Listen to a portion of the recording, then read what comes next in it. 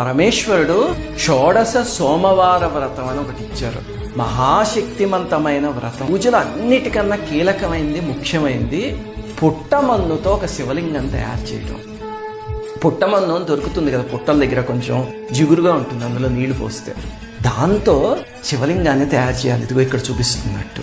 ఇది ఎప్పుడు చేయొచ్చండి అంటే, ఏ సోమవారమైనా మొదలుపెట్టి అక్కడి నుంచి 16 సోమవారాల పాటు చేయాలి ఈ వ్రతం.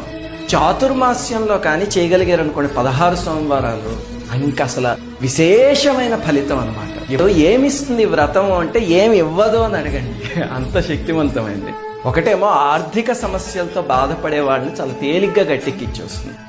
రెండోది ఈ బ్రహ్మచారులు, కన్యలు ఉంటారు కదా, వీళ్ళందరికీ యోగ్యులైన జీవిత భాగస్వాముల్ని తీసుకొస్తుంది.